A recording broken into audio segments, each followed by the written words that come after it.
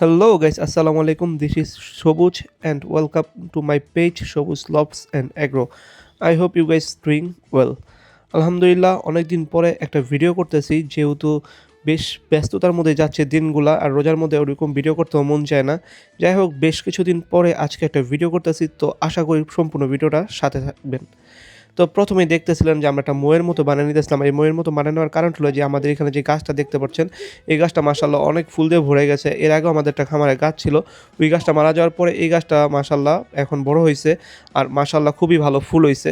তো এই গাছটা যেহেতু মানে কোনো কিছুতে আটকানো নাই, আর পাশে মানে সাপোর্ট নেওয়ার মতো কিছু নাই, এই জন্য গাছটা মানে ছড়াইতেছে না, ভারে নিচেও হয়ে গেছে। যেহেতু এই জন্য আমরা চাইতেছি এটা একটা সাপোর্ট দেওয়ার জন্য, যাতে করে এই জিনিসটা হলো আপনার সাপোর্ট পাওয়ার পরে গাছটা আরও অনেক বেশি ছড়ায় যায়, আর এই গাছগুলো যখন ছড়ায় যাবে আর এত বেশি ফুল হবে, তখন কিন্তু দেখতে আরও বেশি সুন্দর লাগবে। তো আজকে অনেকদিন পরে খামারে একটু কাজ করলাম, তাই ভাবলাম একটা ভিডিও আপলোড করি। যেহেতু এখন আর খামারে আপডেট দেওয়া হইতেছে না, প্রায় 1 মাস হয়ে গেছে।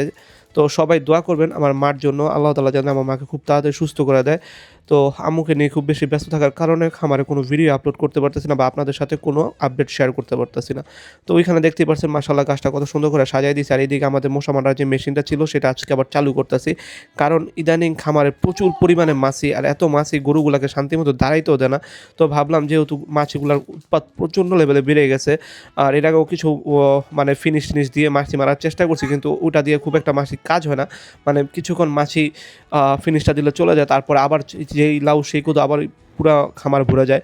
তো এই যে আপনারা যেই দেখতে পারতেছেন মশার ঘান, মানে মসকিউট গান, যেটা মানে কেমিক্যাল দিলে পরে এরকম ধোঁয়া হয়, সে ধোঁয়া দেওয়ার পরে যতটা সম্ভব মশা মারা যায়। মাছি তো মারা যায় না, মশা মারা যায়, আর মাছিগুলাই ধোঁয়া পাইলে খামার থেকে বের হয়ে যায়। তো আজকে যেহেতু অনেকদিন পরে আমরা এটা দিতেছিলাম, তাই অনেকক্ষণ সময় ধরে আমি দিতেছিলাম, যাতে করে মাছি যতটা সম্ভব খামার থেকে তাড়িয়ে দেওয়া যায়। কারণ আপনারা জানেন মাছিরা এমনিতেই ধোঁয়াতে থাকতে পারে না, এর মধ্যে যদি কেমিক্যাল মিশানো ধোঁয়া হয় তাহলে তার আগেই আরও আগেই মাছিগুলো চলে যাবে। তো আমরা খামারে দেওয়ার পাশাপাশি আমাদের কুকুরের যে ঘরটা আছে সেখানে দিছি। দেওয়ার পরে আবার আমাদের কবুতরের লফটে, যেখানে কবুতরের বাচ্চাগুলোকে আমরা ব্রিডিং করি, সেই ব্রিডিং রুমে দিয়ে দিয়েছিলাম। কারণ আমাদের কবুতরের মানে অনেক কবুতর ব্রিডিংয়ের জন্য দিয়েছিলাম, আর যে কবুতরগুলো বাচ্চা হইতেছে প্রত্যেকটা কবুতরের পক্স হয়ে যেতেছে, যার কারণে এই কবুতর রুমে দিয়ে দিয়েছিলাম, যাতে অতিরিক্ত মশা এখান থেকে বের হয়ে যায়। যাই হোক, আলহামদুলিল্লাহ এগুলো দেওয়ার পরে এখন দেখতে পাচ্ছেন গরুগুলাকে খাবার দেওয়া হয়েছে। মাশাআল্লাহ গরুগুলা কত শান্তি মতো খাবার খাইতেছে। আর এই কিন্তু মানে দেওয়া হয়েছে যে মশার ওই যে ওষুধটা যেটা আমরা দিলাম ধোয়া মেশিনের মাধ্যমে, তারপরেই কিন্তু মশা মাছি প্রচণ্ড লেভেলে খামার থেকে কমে গেছে। এটা দিলে কিন্তু প্রায় 6 থেকে 7 ঘন্টা খামারের ভিতরে আর মাছি প্রবেশ করে না, ওই সময়টা কিন্তু গরু খুব আরামে থাকে। যাই হোক, এদিকে গরুগুলা খাবার দিছি যেহেতু, আর ওইখানে কিছু ঘাসও কাটতেছিলাম, কারণ বিকালবেলা গরুগুলাকে মানে ঘাস দিতে হবে। আর আমাদের এখন যেহেতু বড় ঘাসের একটু সংকট আছে, তাই আমরা খামারের আশেপাশের ঘাসগুলাকে ছোটো ছোটো ঘাসগুলাকে খাওয়ানোর চেষ্টা করতেছি। বেশ কিছুদিন সময় লাগবে বড় ঘাসগুলা হওয়ার জন্য, আরও 5 থেকে 6 দিন।